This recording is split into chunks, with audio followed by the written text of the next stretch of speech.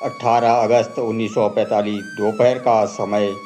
आसमान में उड़ता एक जापानी सैन्य विमान। कुछ ही क्षणों बाद एक भीषण विस्फोट और फिर एक ऐसी खबर जिसने पूरे भारत को स्तब्ध कर दिया। नेताजी सुभाष चंद्र बोस अब इस दुनिया में नहीं रहे, लेकिन क्या यह सच था या यह इतिहास का सबसे बड़ा रहस्य बन गया? भारत के स्वतंत्रता संग्राम में अनेक महानायक हुए, लेकिन कुछ ही ऐसे थे जिनका नाम सुनते ही आज भी करोड़ों भारतीयों के मन में जोश और सम्मान उमड़ पड़ता है। नेताजी सुभाष चंद्र बोस उन्हीं में से एक थे। उन्होंने केवल आज़ादी का सपना नहीं देखा, बल्कि उन्हें हथियारबंद संघर्ष के माध्यम से प्राप्त करने का प्रयास भी किया। उनका विश्वास था कि भारत की स्वतंत्रता केवल प्रार्थनाओं से नहीं, बल्कि त्याग, संगठन और संघर्ष से मिलेगी। उन्होंने आज़ाद हिंद फौज का गठन किया, विदेशों में भारत की अस्थायी सरकार बनाई और लाखों भारतीयों में वह विश्वास जगाया कि अंग्रेजी साम्राज्य अजेय नहीं है। लेकिन जैसे जैसे द्वितीय विश्व युद्ध समाप्ति की ओर बढ़ा, परिस्थितियां तेजी से बदलने लगी। सन 1945 तक जापान लगातार हार रहा था। जर्मनी पराजित हो चुका था। मित्र राष्ट्रों का दबाव बढ़ चुका था। हिरोशिमा और नागासाकी पर परमाणु बम गिरने के बाद जापान ने आत्मसमर्पण का निर्णय लिया। यहीं से नेताजी के जीवन का सबसे रहस्यमय अध्याय शुरू हुआ। उस समय नेताजी दक्षिणी पूर्वी एशिया में थे। उनके सामने सबसे बड़ा प्रश्न था, अब आगे क्या किया जाए। कई विवरणों के अनुसार वे सोवियत संघ पहुंचकर स्वतंत्रता संग्राम को नई दिशा देना चाहते थे। उन्हें आशा थी कि बदलते वैश्विक समीकरण भारत की आज़ादी के लिए नए अवसर पैदा कर सकते हैं। इसी योजना के तहत 18 अगस्त 1945 को एक जापानी सैन्य विमान से यात्रा शुरू होने की बात कही जाती है।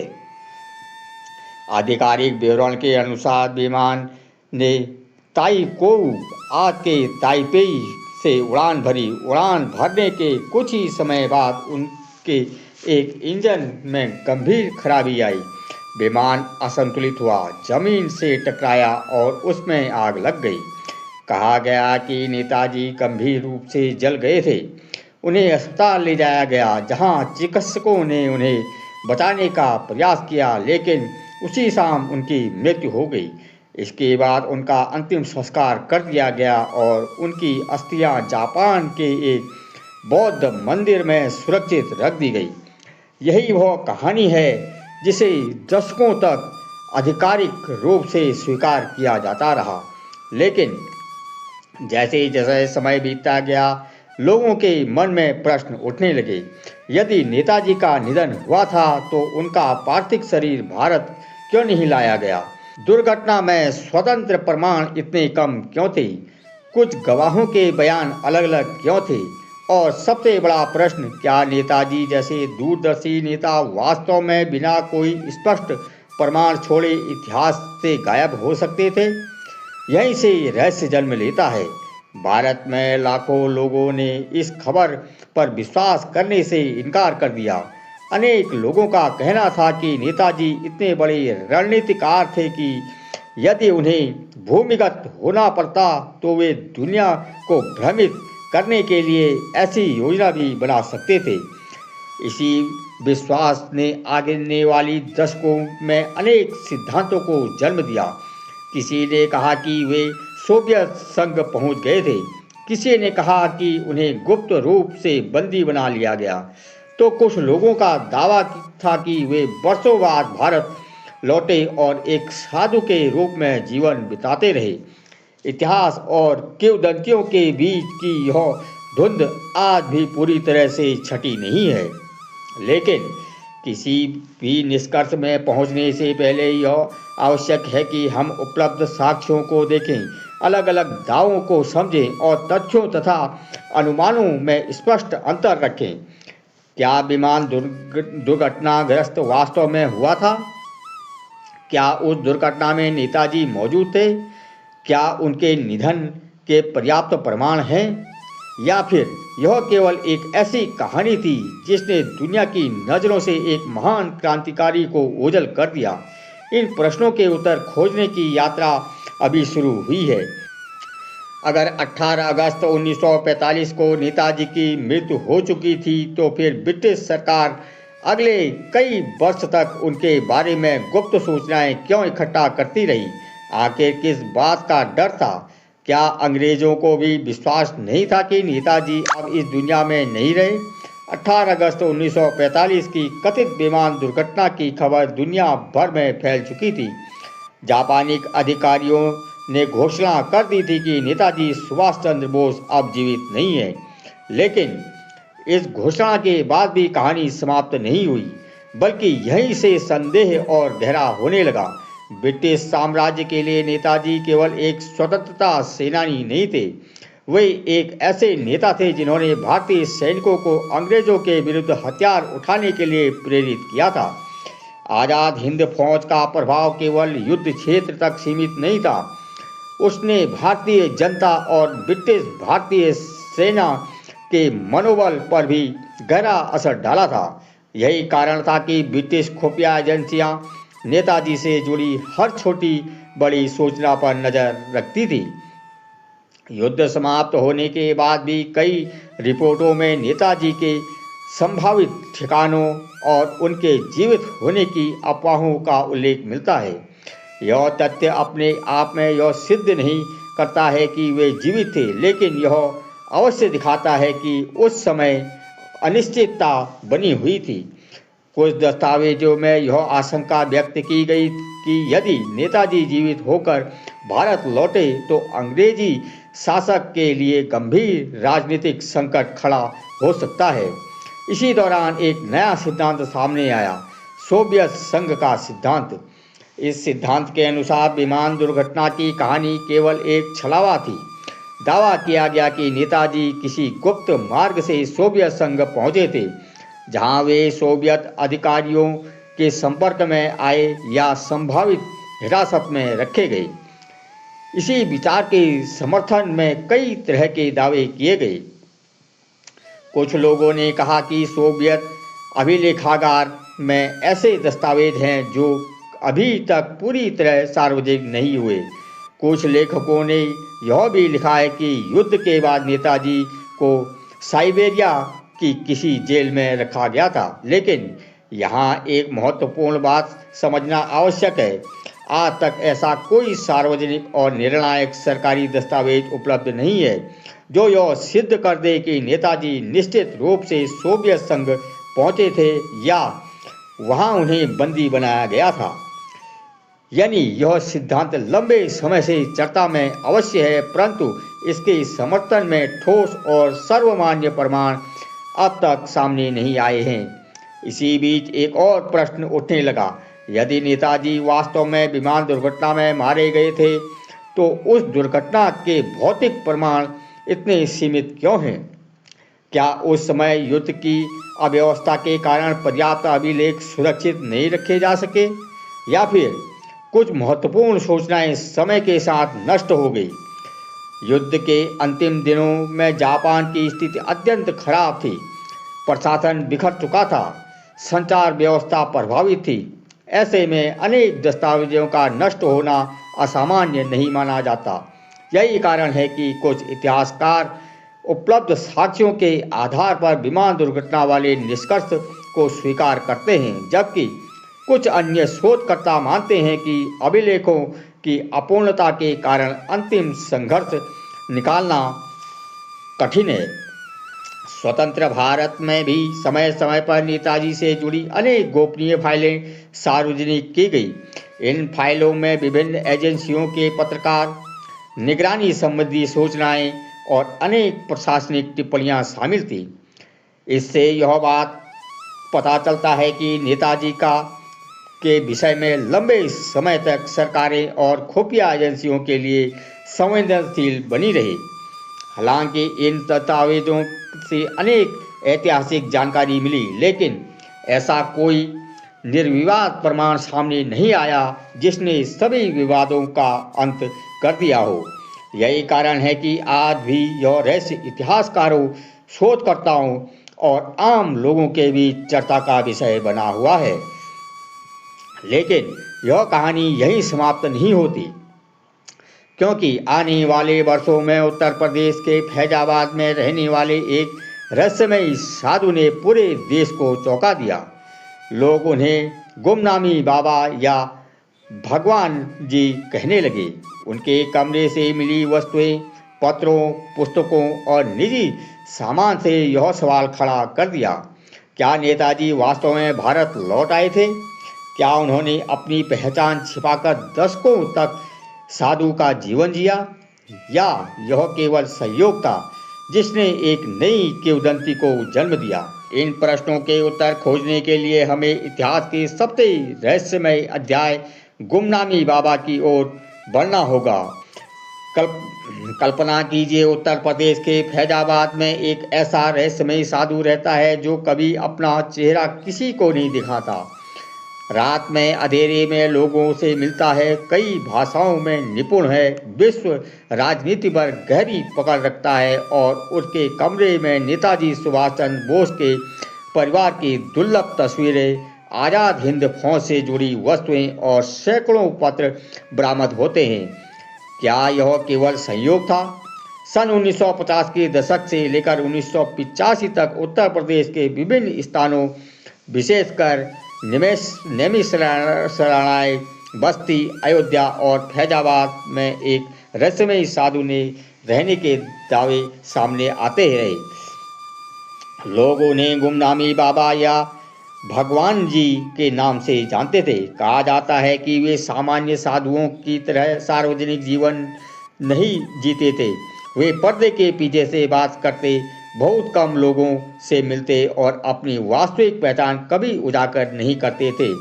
उनके निकट रहे कुछ लोगों का दावा है कि बाबा का ज्ञान असाधारण था। वे भारत के स्वतंत्रता आंदोलन, अंतर्राष्ट्रीय राजनीति, सैन्य रणनीति और कई विदेशी भाषाओं के बारे में गहरी जानकारी रखते थे। धीरे धीरे कुछ अनुयायियों के मन में यह विश्वास बनने लगा कि यही व्यक्ति वास्तव में नेताजी सुभाष चंद्र बोस है, जिन्होंने अपनी पहचान छिपा ली है। फिर आया वर्ष 1985। सितंबर 1985 में गुमनामी बाबा का निधन हो गया। उनके रहने के स्थान से प्रशंसक ने अनेक वस्तुएं अपने कब्जे में ली। बताया जाता है कि वहां से बड़ी संख्या में पत्र, पुस्तकें, टाइपिंग, चश्मे, नक्शे, नेताजी के परिवार की तस्वीरें, आज़ाद हिंद फौज से संबंधित सामग्री और अन्य निजी सामान मिला। यहीं से यह रहस्य पूरे देश में फैल गया। समर्थकों ने कहा, यदि यह व्यक्ति नेताजी नहीं थे तो उनके पास नेताजी से जुड़ी इतनी दुर्लभ सामग्री कैसे पहुंची? दूसरी ओर आलोचकों का तर्क था कि किसी महान व्यक्ति से संबंधित पुस्तकें, तस्वीरें या दस्तावेज होना अपने आप में यह सिद्ध नहीं करता कि वही व्यक्ति नेताजी थे। इसके बाद हस्तलेखन की जांच कराई गई। कुछ हस्तलेखन विशेषज्ञों ने गुमनामी बाबा और नेताजी की लिखावट में समानताएं बताई, जबकि अन्य विशेषज्ञ इस निष्कर्ष से सहमत नहीं हुए।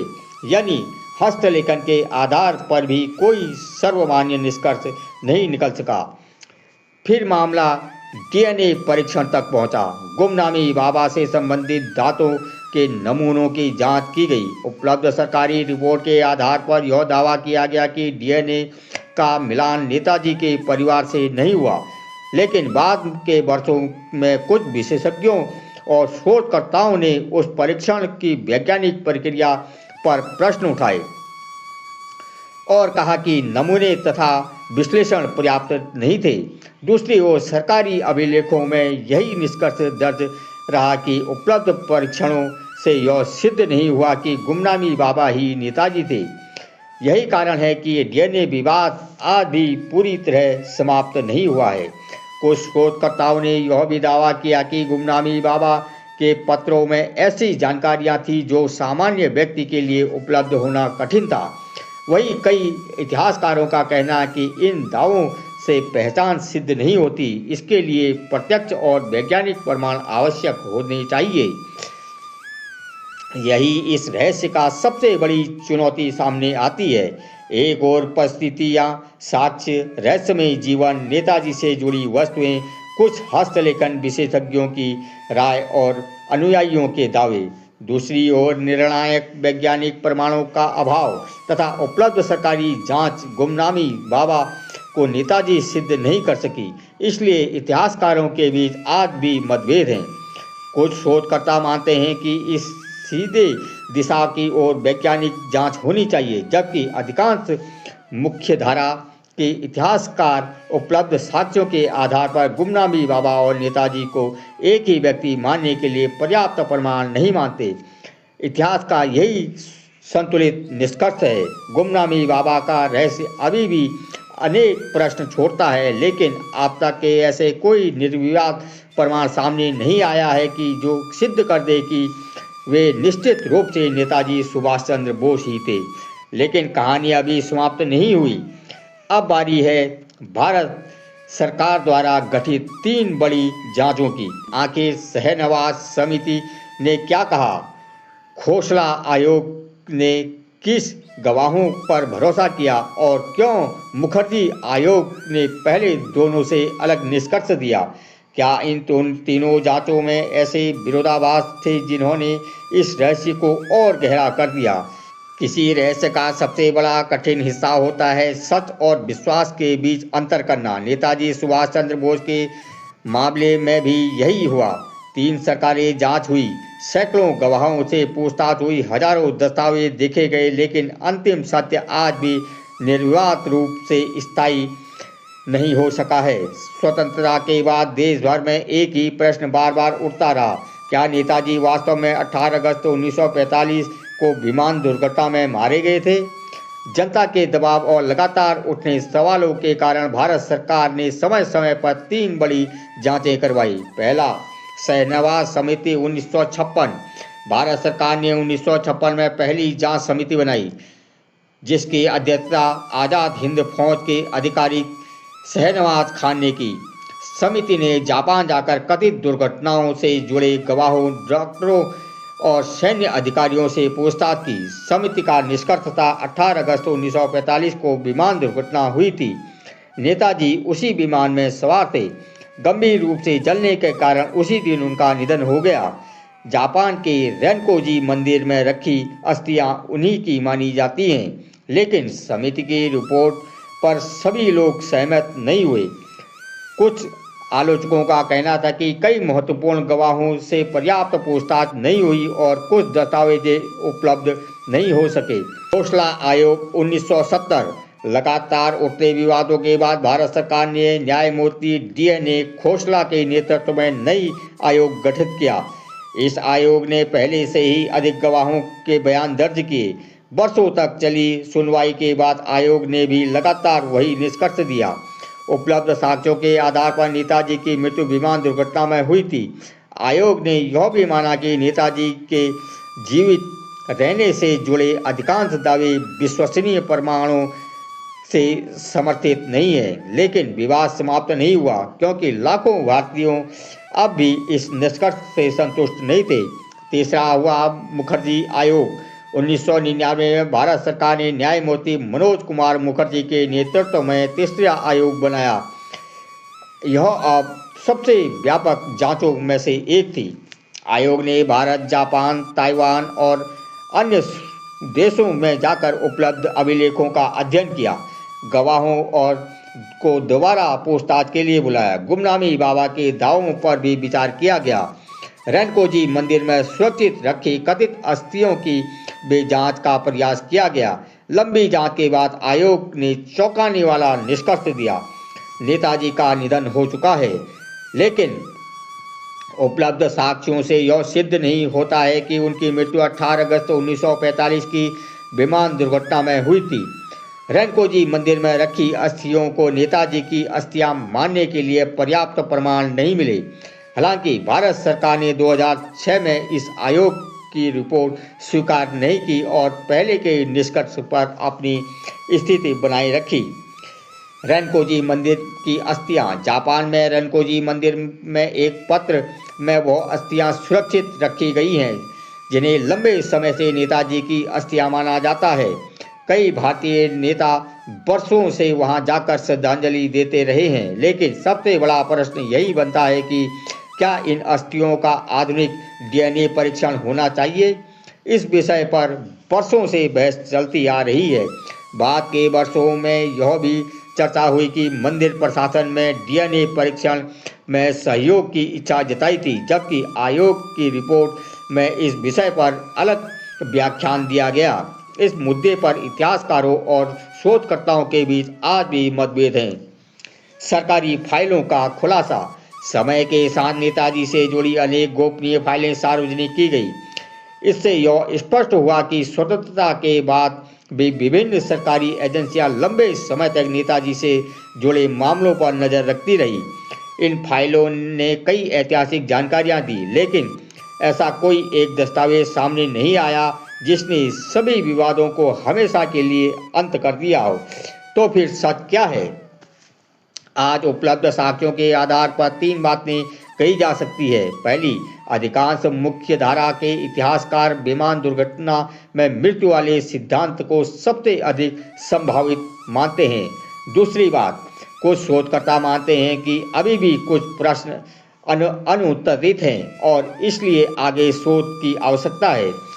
तीसरी, गुमनामी बाबा, सोवियत संघ और अन्य वैकल्पिक सिद्धांत अब तक निर्णायक रूप से सिद्ध नहीं हो पाए हैं।